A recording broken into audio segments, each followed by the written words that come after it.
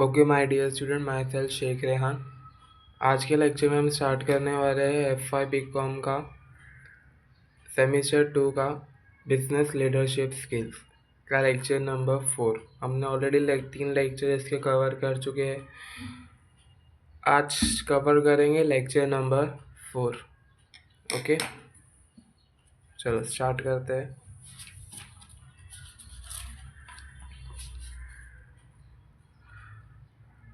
उम्मीद करता हूँ अब तक के जो हमने 3 लेक्चर हुए कवर, उसमें आपको कुछ भी डाउट नहीं आया होगा।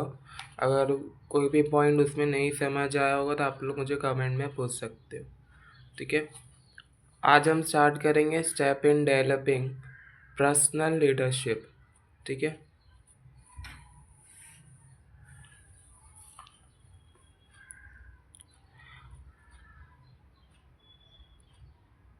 Developing personal leadership is a lifelong journey that involves self-awareness, emotional intelligence, goal setting, and continuous growth. सी एक पर्सनल लीडरशिप जनरेट करने के लिए अपने अंदर खुद एक सेल्फ अवेयरनेस लाना चाहिए, राइट। इमोशनल इंटेलिजेंस, अपने खुद के इमोशंस जान के दूसरों के इमोशंस पता रहना चाहिए तुम्हें, राइट। तुमको दूसरों की इमोशंस को हार्ट नहीं करना चाहिए। अपने गोल पता होना चाहिए, तुम्हारा गोल क्या है, और ये सब चीज़ को लेके तुमको आगे बढ़ते रहना चाहिए और अपनी लाइफ में चलते रहना चाहिए। ये हम स्टार्टिंग से पढ़ के आ रहे हैं, इसको हम बोलते हैं लीडरशिप, ठीक है। जो अपने खुद के अंदर तुम्हारे सबसे पहले रहना चाहिए ताकि तुम पर्सनली खुद को बराबर से लीड कर सको, ठीक है। तो अब इसमें हम देखेंगे the main step to develop your personal leadership skills are. सबसे पहला पॉइंट आ रहा है इसमें सेल्फ असेसमेंट। ये चीज़ होती है जो तुमको खुद की तुम्हारी वैल्यू पता होना चाहिए। तुम्हारी स्ट्रेंथ क्या है, तुम्हारा गोल क्या है, तुम्हारा मिशन क्या है, विजन क्या है, तुमको खुद का पता रहना चाहिए। इसको हम बोलते हैं सेल्फ असेसमेंट। यानी you know your goal, your value and your strength. तुम कितना काम कितने तक कर सकते हो। यानी तुम्हारा स्ट्रेंथ है सिर्फ 2 घंटा काम करना और तुम काम कर रहे हो 4-5 घंटे, तो ऐसा नहीं रहना चाहिए। तुमको तुम्हारी ताकत पता रहना चाहिए, तुम कितना घंटे क्या कर सकते हो, तुम्हारा गोल क्या है, तुम्हारी वैल्यू क्या है खुद के लिए और दूसरों के लिए भी तुम्हारी वैल्यू क्या है तुम्हें पता रहना चाहिए। उससे हम बोलते हैं self assessment. The first step in developing personal leadership is to engage in self assessment, ठीक है। ये सबसे पहला स्टेप है पर्सनल लीडरशिप के अंदर, और वो कौन सा है, self assessment. This involve reflecting on your value, strength, weakness and passion. ये तुम्हारा क्या रिवील करता है, वैल्यू तुम्हारी स्ट्रेंथ और तुम्हारी वीकनेस भी तुमको पता होना चाहिए। क्यों, अगर तुम काम कर रहे हो तो तुम्हारी खुद की तुम्हारी वीकनेस भी तुमको पता रहना चाहिए। तुम्हारी कौन से काम में तुम्हारा वीकनेस है, फिर तुम काम पे वो वीकनेस पे तुमको और ध्यान दे के वो वीकनेस दूर करके हटा देना चाहिए। और पैशन, तुम्हारे को कौन सी चीज़ में पैशन है वो चीज़ में ही काम करना चाहिए, दूसरी लाइन में नहीं जाना चाहिए। फॉर एग्जांपल, तुम्हारे को इंटरेस्ट है कॉमर्स में और तुम चले गए साइंस में, तो ऐसा नहीं रहना चाहिए। तुम जो लाइन में तुम्हारा इंटरेस्ट है वही लाइन में तुमको काम करते रहना चाहिए फॉर योर गुड रिजल्ट। इसमें आ रहा है journalism. Regularly right about your thought, feeling and experience. This practice help your clarify your belief and motivation. जर्नलाइंग मतलब ये चीज़ होती है, आपको अपनी खुद की डेली थॉट लिखते रहना चाहिए, आपकी फीलिंग्स लिखते रहना चाहिए। आपको एक बुक बता देना है आपका क्या गोल है, वो गोल आपको अपने बुक में लिखना चाहिए। आपका क्या मिशन है, वो आपकी मिशन जो है वो पता रहना चाहिए और आपको एक लिख के रखना चाहिए, ताकि आप वो चीज़ पे क्लियरिफाई हो और वो चीज़ पे बिलीव रख के आगे काम करते रहो और ख़ुद को वही चीज़ पे रख के अपने आप को जो है मोटिव करते रहो, कोई दूसरी चीज़ पे ना जाओ। Feedback from other, seek feedback from trusted friend, family और कलीग्स। आपको जो है अपना फीडबैक लेना चाहिए, ठीक है। आपने कोई काम किया तो काम के ऊपर से जो आपको दूसरों से फीडबैक लेना चाहिए, ठीक है। Understanding how other perceive you can provide valuable insight into your leadership style and area for improvement। ये तुमको पता चलता है कि तुम कितना काबिल हो और काम करने में और दूसरों को काम करके देने में, और ये तुम्हारे को अंदर से जो है अपनी लीडरशिप स्टाइल करने से जो है वो और इम्प्रूवमेंट आता है, राइट। अगर तुम दूसरों से फीडबैक लोगे तो तुम्हारा अंदर वो और काम करने का इंटरेस्ट जागेगा, राइट। तो तुम कोई भी काम कर रहे हो तो काम करने के बाद या तो फिर वो खुद के लिए काम हो या तो फिर दूसरे के काम हो। अगर खुद के लिए कर रहे हो तो खुद की शाबाशी करो, अगर दूसरे के लिए कर रहे हो तो दूसरों से वो काम का फीडबैक लो। समझ आया? ताकि वो तुम आगे जाके और सही से काम कर सको। सेकेंड पॉइंट आ रहा है define your value and vision. तुमको तुम्हारी वैल्यू और विजन पता रहना चाहिए क्लियरली, ठीक है। Understanding what truly matter to your is critical यानी पूरी तरह से तुम्हारा पता रहना चाहिए। मैंने जैसे बोला your core value act as a guiding framework for your decision and action. आपकी वैल्यू ऐसा काम करती है कि फ्रेमवर्क पाने के लिए और डिसीजन और एक्शन करने के लिए, राइट। आपकी खुद की वैल्यू दूसरों के सामने कैसा विजन रखती है, आपके डिसीजन जो है दूसरों के लिए कैसा है, वो आपको पता रहना चाहिए, ठीक है। इसमें पहला आ रहा है value list. Create a list of value that resonate with you, ठीक है। आपको जो एक वैल्यू लिस्ट बताने रहना चाहिए। रिजोनेट मतलब आपको उसका फ़ायदा हो, वह आपने जो काम अच्छा किया तो एक काम का लिस्ट बना के रखना चाहिए। वो काम लिस्ट देख के आपको पता चले हाँ भाई मैंने ये काम किया उससे मुझे ये मिला, ठीक है। This might include integrity, creativity, family और सर्विसेज। यह आपको जो है इंक्लूड करती है आपकी वैल्यू आपकी फैमिली के अंदर, आपकी सर्विसेज के अंदर। आप जो काम कर रहे हो आपकी वैल्यू कितनी है आपके फैमिली के अंदर, आपकी सर्विस में, राइट। आपकी इंटीग्रिटी कितनी है। सेकेंड है प्राइवेटाइजेशन।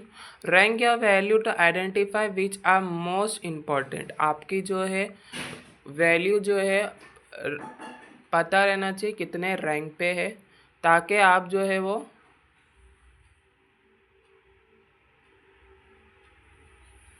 और अच्छा सा काम कर सको आगे जाके, राइट। आप फॉर एग्ज़ाम्पल आपकी वैल्यू नहीं जो सर्विस में आप काम कर रहे हो तो आप वो सर्विस में काम करोगे क्या? नहीं। फॉर एग्ज़ाम्पल अगर मैं अभी पढ़ा रहा हूँ तो पढ़ाने की टीचिंग लाइन में मेरी वैल्यू ही नहीं है तो मैं टीचिंग लाइन में आगे पढ़ाते रहूँगा क्या? नहीं। तो आपको पता रहना चाहिए आपकी वैल्यू कितनी है, या तो फिर आप काम कर रहे हो तो वो काम में आपकी वैल्यू कितनी है वो आपको पता रहना चाहिए, ठीक है। This will help your choice alike with your purity. ये जो है आपकी चॉइस और प्योरिटी के लिए बहुत अच्छा है कि खुद की वैल्यू आपको पता रहना चाहिए। Vision statement.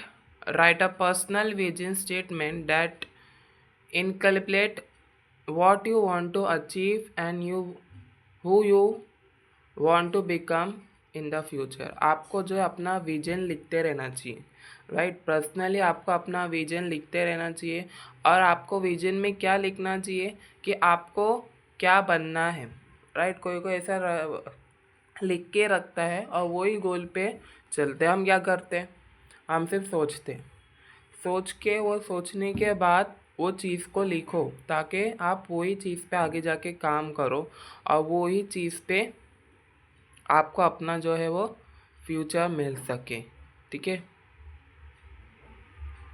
आपको अपना खुद का पर्सनल विजन रखना चाहिए। दूसरों की बात पे आके नहीं, आपने अपना विजन सोचा और दूसरों की बात पे आके आपने अपना विजन हटा दिया तो ऐसा नहीं होता। आपने जो अपना विजन सोचा है वही विजन पे आपको अपना काम करते रहना चाहिए। इसको हम बोलते हैं विजन स्टेटमेंट।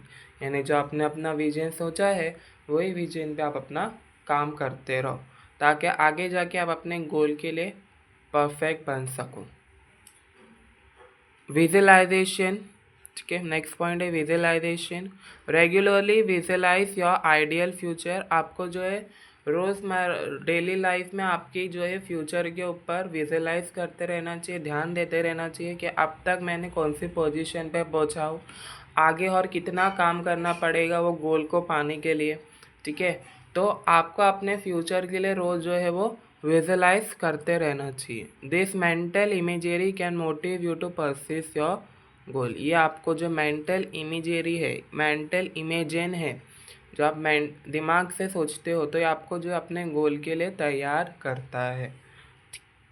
नेक्स्ट पॉइंट है सेट गोल। आपको अपना गोल जो है वो सेट करके रखना चाहिए। When you have a clear vision, translate it into a account actionable sorry once you have a clear vision, translate it into actionable step, setting smart goal, specific, measurable, achievable, relevant and time bold। आपको अगर अपना आपने clear vision सोच लिया हो, ठीक है, मतलब मैं कॉमर्स में ही आगे की लाइन में जाऊंगा, तो वो कॉमर्स में आपको आगे क्या करना है, सीए करना है, सीएस करना है, सीएम करना है, अकाउंटेंट बनना है, बैंकिंग केस में जाना है,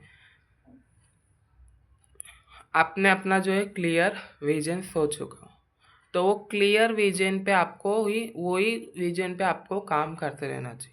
आगे जाके आपका दूसरों का देख के आप अपना विजन हटाना नहीं चाहिए। आपको वही विजन पे जो आपने अपना गोल सोचे हो वही गोल पे आपको जो है काम करते रहना चाहिए, और आप अपना जो गोल है वो सेट करके रहना चाहिए आगे के लिए। उसके बाद है specific. Define clear and preserve गोल। आपको जो अपना क्लियर और प्रिसर्व गोल बनाए रखना चाहिए। आपको अपना जो गोल है वो एकदम क्लियर रखना चाहिए, ठीक है। Instead of saying what to be healthier, ठीक है। आपको अपना गोल तो बना दो, फिर गोल बनाने के बाद आपको ये नहीं सोचना है कि आगे जाके मुझे ये गोल से फ़ायदा होगा क्या, ये काम से मेरे को फ़ायदा होगा, नहीं। आपको अपना गोल सेट करने से पहले वो सोच के चीज़ रखना है। फिर आपने गोल सेट कर दिए हो, फिर उसके बाद वो नहीं सोचना है कि ये काम से मेरे को फ़ायदा होगा क्या, वो काम से फ़ायदा होगा क्या। आपको फुल इंफॉर्मेशन निकालने के बाद ये गोल पे क्या फ़ायदा है क्या नुकसान है, ये फुल चीज़ निकालने के बाद ही आपको वो काम करना है। Instead of I want to be healthier, specific, I will exercise for 30 minutes 5 times a week, ठीक है। इधर एग्जाम्पल गिवन ये है कि आपने बोले हैं कि I will exercise for 30 minute 5 times a week. आप जो है 30 मिनट 5 हफ्तों में एक्सरसाइज करते हो, क्यों, आपको हेल्दियर बनना है इसलिए। तो आपने कि क्या कर रहे हो, एक गोल सेट कर रहे हो, अब आप रोज़ हफ्ते में 5 दिन 30 मिनट एक्सरसाइज कर रहे हो फॉर द बेटर हेल्थ, ठीक है। उसके बाद है measurable. Include criteria to track your progress. आपको जो है अपने क्राइटेरिया बढ़ाते रहना चाहिए आपके प्रोग्रेस के लिए। For example, aim to lose 5 pound in 2 month और रेड 1 बुक पर मंथ। इधर क्या है, aim to lose 5 pound. 5 pound यानी इधर जो है बाहर का एग्जाम्पल है, पाउंड बाहर तो इधर तो नहीं चलता है। इन 2 मंथ आपने 5 पाउंड जो है 2 मंथ में लॉस कर दिया, या तो फिर रीड 1 बुक पर मंथ, या तो फिर आपको जो है आपका एम है कि एक बुक 1 महीने में पढ़ सको। तो आपको जो है अपनी चीज़ पे एम रख के वही एम को जो आपको काम करना है। इधर जैसे आप 5 पाउंड लॉस कर दिए हो 2 महीने में, या तो फिर रीड 1 बुक पर मंथ, इधर एग्जाम्पल गिवन है, वैसे ही आपको एम आपका खुद अपने एम पे ध्यान रख के आपके एम पे काम करते रहना चाहिए। Create a detail action plan outing the step needed to achieve each goal. आपको जो है अपना प्लान आउटलाइन बनाते रहना चाहिए और वही आउटलाइन पे आपको चलते रहना चाहिए, ठीक है, गोल को पाने के लिए। Break your goal down into manageable task and establish deadline for each. आपको जो अपने गोल के लिए सब कुछ भूल के अपने टास्क के ऊपर ध्यान दे के आगे काम बढ़ते रहना चाहिए और आपको जो है डेडलाइन तक काम करते रहना चाहिए आपको गोल को पाने के लिए। 4th पॉइंट है developed EI।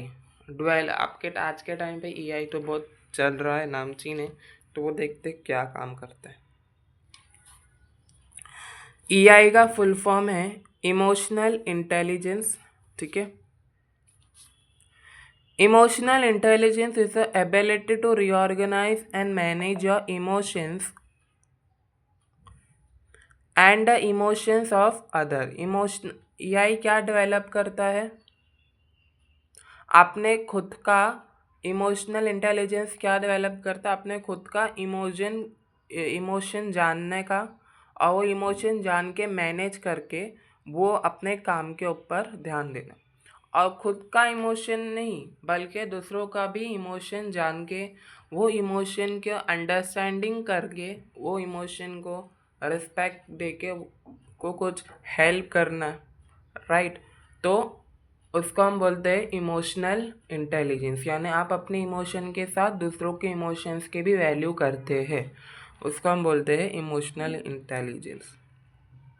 Develop I is critical for effective personal leadership. आपको जो है अगर तो ये जो आप इफेक्टिव हो अपनी पर्सनल लीडरशिप जनरेट करने में। उसके बाद है self regulation. Practice technique to manage your emotion when faced with stress. आपको जो अपना इमोशंस मैनेज करने आना चाहिए जब आप स्ट्रेस्ड में हो। यूज डीप ब्रीथिंग, माइंडफुलनेस और other coping strategies to maintain composure. अगर आप फॉर एग्जांपल आपको इमोशन की टेक्निक अपने इमोशन को जो है वो कंट्रोल करना है, तो जो आपको पहले आपका स्ट्रेस को भूल जाना है। उसके बाद आपको एक डीप ब्रीथिंग करनी है, आपको अपना दिमाग को शांत करना है और अपने काम पे लगातार ध्यान दे काम करते रहना चाहिए ताकि आपको इमोशंस आप अपने भूल जाए। उसके बाद है empathy. Work on understanding the emotions of other, right. अभी मैं जैसे स्टार्टिंग में बोला इमोशनल इंटेलिजेंस, उसका मतलब ये होता है ये कि दूसरों का भी इमोशंस जानना, ठीक है। तो एम्पैथी यही मतलब होता है कि दूसरों का इमोशंस को जान के वो इमोशंस को सॉल्व करना। अगर आप सॉल्व कर सकते हो तो आप सॉल्व करो इमोशंस को, प्रॉब्लम्स को दूसरों की, ठीक है। This can involve active listening, asking open-ended question and validating their feelings. आपको जो है इससे क्या इन्वॉल्व होता है, आप दूसरों की बात सुनते हो। हाँ भाई क्यों उदास है तू, राइट। आपका दोस्त कभी उदास होता होगा तो आप पूछते होगे ना, कोई कोई तो पूछता होगा क्या भाई तू क्यों उदास है, राइट। उसकी प्रॉब्लम पूछते होगे, तो उसको हम क्या बोलते हैं, एम्पैथी। यानी आप अपने दूसरों की इमोशंस की वैल्यू कर रहे हो और उसकी प्रॉब्लम पूछ के सॉल्व कर रहे हो।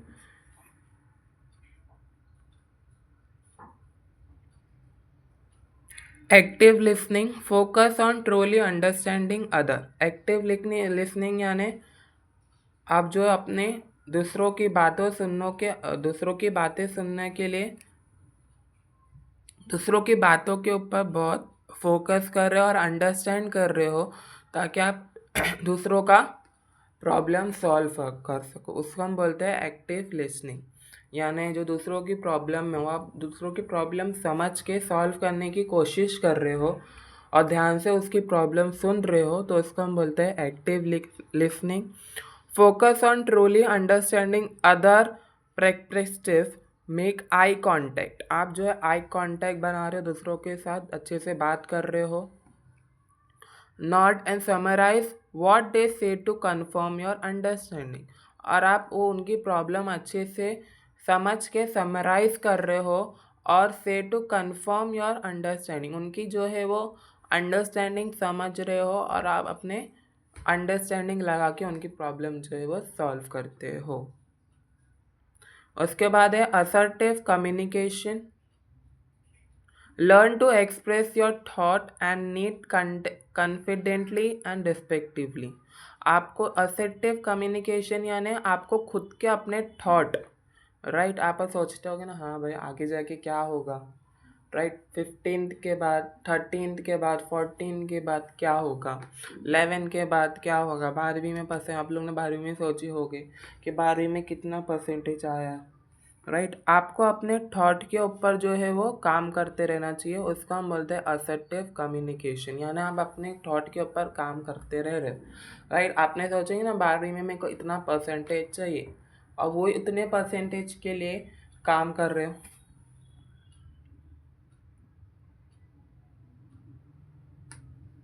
Learn to express your thought and need confidently and respectively, वही थॉट को आप अपने रिस्पेक्ट दे के अपने थॉट के लिए आगे काम करते जा रहे हो, ठीक है। This skill foster healthy relationship and clear interaction.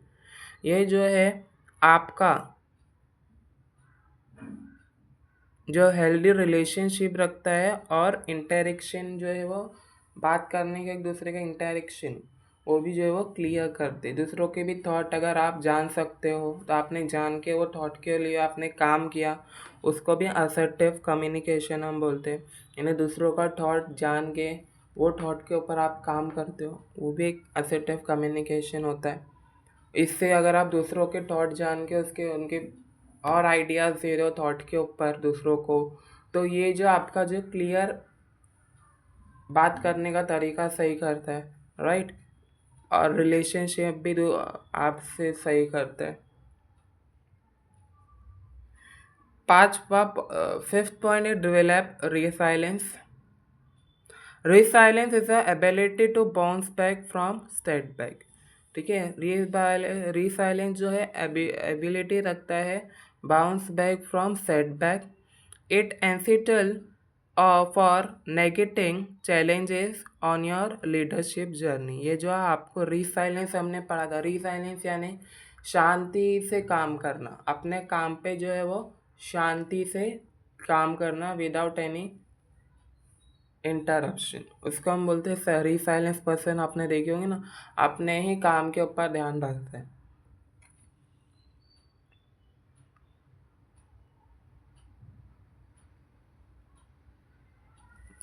इसमें पहला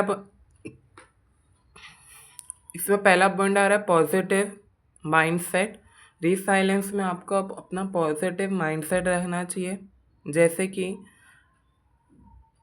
cultivate a growth mindset by viewing challenges as opportunity for learning rather than obstacle। आपको जो अपना पॉजिटिव माइंडसेट रख के आपको चैलेंजेस को आपको सॉल्व करके और वो चैलेंजेस से सीख के आपको आगे बढ़ते रहना चाहिए। आपको जो अपना माइंडसेट, वो चैलेंजेस आए, राइट, आप कोई काम कर रहे हो, काम में कोई भी बड़ी डिफ़िकल्टी आए तो वो डिफ़िकल्टीज को डर के आपको वहाँ से हटना नहीं चाहिए, बल्कि वो डिफ़िकल्टीज़ को आगे आपको सॉल्व करके और वही जो आपने गोल सोचा है वही गोल पे आपको काम करते रहना चाहिए, उसको हम बोलते हैं पॉजिटिव माइंडसेट। उसके बाद है कॉपिंग strategies. Developing coping must sorry develop coping mechanism to manage stress. This might include exercise, hobbies, or seeking support from other। कॉपिंग strategies हम उसको बोलते हैं जो हम मैनेज करते अपना स्ट्रेस को, यानी टेंशन को, अपने टेंशन को मैनेज करके, राइट, और काम करते हैं, उसको हम बोलते हैं coping strategies.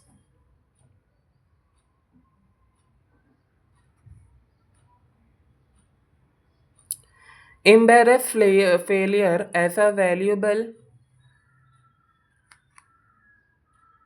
Wait a second मैं कैमरा सेट करता हूँ। Embrace failure as a valuable teacher when think don't go as planned. Take time to analyze what happened and how you can improve in the future. अगर आप failure हो गए हो ऐसा valuable teacher, for example teacher का example given है कि आप टीचिंग में आप फेल हो गए हो, मतलब मैं टीचिंग में फेल हो गया तो मैं वहाँ उधर हार नहीं मानूंगा, राइट। मैं सोचूंगा मैं किधर हारा हूँ, किधर मेरा ऐसा कौन सी गलती हो गई है कि जिससे मैं अपने टीचर करियर में फेल हो गया हूँ, और वो चीज़ के ऊपर जो है मैं काम करते रहूँगा, उसको हम बोलते हैं पॉजिटिव माइंडसेट, ठीक है। ताकि मैं वो फ्यूचर में वो इम्प्रूव कर सकूँ अपने करियर के अंदर। तो ये मेरा क्या हो गया, एक पॉजिटिव माइंडसेट हो गया। मैं अपने हारने के बाद भी वही काम के ऊपर, चीज़ के ऊपर जो है वो काम कर रहा हूँ, राइट।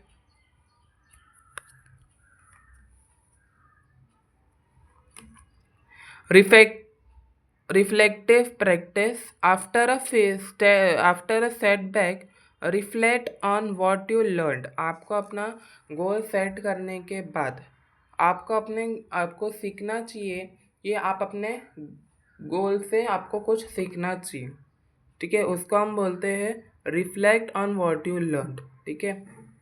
आप फेल हो गए हो, राइट। आप कोई भी काम में आप जो गोल सेट किए थे, राइट, वो गोल में आप फेल हो चुके हो। वो गोल के आपको पता रहना चाहिए आप वो गोल में क्यों फेल हो गए हो, राइट, ताकि आप आगे जाके वो काम रिटर्न ना कर सकें। उसको हम बोलते हैं reflect on what you learn, ठीक है। आप फेलियर से क्या सीखे हो, ठीक है, और उसके बाद जो है वो आप चीज़ जो है वो सही करने जा रहे हो ताकि आगे जाके वो फ्यूचर में वो चीज़ रिपीट ना हो। Ask yourself question like what would I have done differently, ठीक है। आपको अगर आप फेल हो गए हो तो आपको जो अपने आप से क्वेश्चन पूछना चाहिए कि आपने क्या अलग कर दिया अपने गोल से। आपने जो गोल सोचा था वो गोल से हट के आपने कौन सा अलग काम कर दिया जो आप फेल हो गए अपने काम में। What can I take away from this experience, और आपको आप ये भी क्वेश्चन पूछना चाहिए कि आपको अब ये एक्सपीरियंस पाने के बाद आपने क्या सीखा खुद के लिए, ठीक है। उसके बाद है कंटिन्यूस लर्निंग। आपको जो है कंटिन्यूस लर्निंग करते रहना चाहिए हर एक चीज़ के ऊपर, हर एक काम के ऊपर, या तो फिर वो करियर हो या तो फिर एजुकेशन हो या कुछ भी हो, आपको जो है कंटिन्यूस लर्निंग करते रहना चाहिए, ठीक है। फिर एक ऑर्गेनाइजेशन के अंदर भी जो है कंटिन्यूस लर्निंग करते रहना चाहिए, राइट। नए नए प्रोडक्ट्स लाने के लिए आपको पढ़ना तो पड़ेगा, राइट। नए नए टेक्नोलॉजीज लाने के लिए वो टेक्नोलॉजीज में क्या क्या चीज़ लर्न कर लगेंगी, राइट। तो उसके लिए आपको थोड़ा तो अंडरस्टैंडिंग, थोड़ा तो फाइंड आउट, थोड़ा तो उसको हम क्या कर बोलते हैं कंटिन्यूस लर्निंग। यानी आप कोई भी चीज़ को आप प्रोडक्ट को मार्केट में लाने के लिए उसके पहले आप मेहनत कर रहे हो, पढ़ रहे हो चीज़ के ऊपर, आगे जाके क्या फ़ायदा होगा मार्केट में आपने प्रोडक्ट लॉन्च किया हो, लॉन्च करोगे तो उसको हम बोलते हैं कंटिन्यूस लर्निंग। यानी आप प्रोडक्ट लॉन्च करने के ऊपर कंटिन्यूस काम कर रहे हो, उसको हम बोलते हैं continuous learning. Commitment to continuous learning to enhance your skills and knowledge, इससे जो आपकी स्किल्स भी अच्छी होती है और आपकी नॉलेज भी अच्छी होती है। This can be through formal education, self study और एक्सपर्टियल लर्निंग। ये जो है कंटिन्यूस लर्निंग जो आपको फॉर्मल एजुकेशन से भी मिल सकता है या सेल्फ स्टडी से भी मिल सकता है, राइट। और एक्सपर्टियल लर्निंग से भी आपको ये कंटिन्यूस लर्निंग मिल सकता है।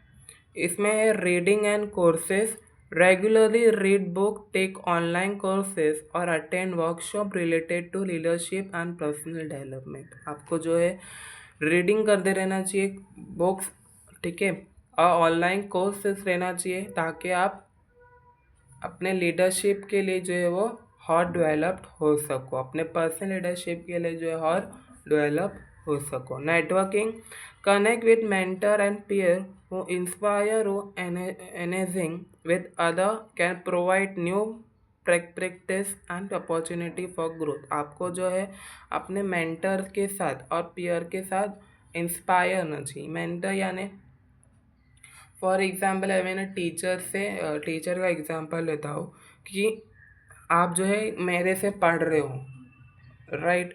तो आप मेरे से पढ़ के आप सीख रहे हो, राइट। तो एक ये क्या है, अपॉर्चुनिटी फॉर ग्रोथ है, ताकि आप आगे जाके ग्रोथ ला रहे हो, राइट। आप अपने कॉलेज में टीचर्स के पढ़ के आप सीख रहे हो कोई चीज़, राइट। एक ही क्या है, अपॉर्चुनिटी फॉर ग्रोथ। आप अपनी ग्रोथ के लिए सीख रहे हो ना, कोई दूसरे काम के लिए तो नहीं सीख रहे हो। आप आगे पेपर में पढ़ लिख सको, पेपर में अच्छे से मार्क्स ला सको, इसलिए पढ़ रहे हो, राइट। तो एक ये जो है, आप अपने मेंटर और पीयर से अंडरस्टैंडिंग ले रहे हो, नॉलेज ले रहे हो, ताकि आप आगे जाके अच्छा काम कर सको। Putting your learning into practice, एक opportunity to apply new knowledge and skill in real life situation, whether at work or in new community. आपको जो अपनी लर्निंग करते रहना चाहिए और नए नए अपॉर्चुनिटी लाना चाहिए, या तो फिर नॉलेज में हो, या तो फिर स्किल्स में हो, या तो फिर रियल लाइफ में हो, रियल लाइफ सिचुएशन हो, वेदर एट वर्क और इन और कम्युनिटी, तो फिर काम में हो या तो फिर कम्युनिटी के अंदर हो। 7 पॉइंट है taking responsibility. Personal leadership require taking responsibility for your action. This accountability is key to maintaining progress toward goal. आपको जो है अपनी रिस्पॉन्सिबिलिटी रहना चाहिए। पर्सनल लीडरशिप के अंदर जो आपको अपनी रिस्पॉन्सिबिलिटी खुद लेना पड़ती, कोई दूसरा आके आपके रिस्पॉन्सिबिलिटी नहीं लेगा, राइट। तो पर्सनल लीडरशिप के अंदर आपको खुद को अपनी रिस्पॉन्सिबिलिटी लेके और दूसरों को भी रिस्पॉन्सिबिलिटी ध्यान रख के आपको अपना काम करते रहना चाहिए, राइट। आप किसके अंडर काम कर रहे हो, तो अंडर में काम करने में आपको क्या क्या रिस्पॉन्सिबिलिटीज़ है वो काम के लिए, उसको ध्यान दे के आपको अपना काम करते रहना चाहिए। आपको आपके वजह से जो है वो दूसरों का नुकसान नहीं होना चाहिए, ठीक है। तो उसको हम बोलते हैं टेकिंग रिस्पॉन्सिबिलिटी। पर्सनल लीडरशिप के अंदर जो है ये बहुत ही इंपॉर्टेंट टास्क होता है, require taking responsibility for your action. आपको जो अपने खुद के एक्शन के लिए रिस्पॉन्सिबिलिटी लेना ही पड़ता है। This accountability is to maintaining progress toward goal. ये जो अगर आपको अकाउंटेबिलिटी है तो आपको ये मेंटेन करना है अपने प्रोग्रेस के लिए टुवर्ड योर गोल। इसमें पहला पॉइंट आ रहा है accountability partner. Find a trusted friend or mentor who can help you accountable. Accountability partner या आपको अपना ऐसा पार्टनर या फ्रेंड ढूंढना चाहिए, ताकि आपको अपने काम में, आपके काम में जो है वो हेल्प कर सके, या तो फिर वो ऑफिस का काम हो, या तो फिर कोई स्टडी का काम हो, राइट। आपको ऐसा कोई अकाउंटेब नॉलेजेबल इंसान ढूंढना चाहिए, ताकि आपको एक ट्रस्टेड नॉलेजेबल और ट्रस्टेड फ्रेंड ढूंढना चाहिए या मेंटर ढूंढना चाहिए, ताकि आपको अपने काम में काम आ सके। Regular check can encourage you to stay on track. आपको जो अपने काम में जो रेगुलर चेकिंग करते रहना चाहिए, ताकि आप अपने काम में स्टे वही काम में रह सको, वो काम से अलग ना हो सको जब तक वो काम ख़त्म नहीं होता जब तक। उसके बाद है self relation. Set inside set aside time each week to review your progress. आपको जो है आपको जो है वो टाइम सेट करते रहना चाहिए। ये हफ्ते में हमको इतना काम तो करना ही है, ठीक है। आपने सोचते हो कि ये हफ्ते में मेरे को इतनी पढ़ाई तो करनी है। अपने काम के लिए टाइम सेट करके रहना चाहिए, ताकि आप वो चीज़ को जल्द से जल्द पा सको। और what challenges you face and you can improve moving forward. आपको जो भी फिर भी चैलेंजेस आए तो आप फेस करो और आगे बढ़ते रहो, अपने आप को इम्प्रूव करते। Knowledge your success no matter how small. ठीक है, आपको जो है अपने नॉलेज बढ़ाते रहना चाहिए अपने सक्सेस के अंदर, बल्कि वो छोटे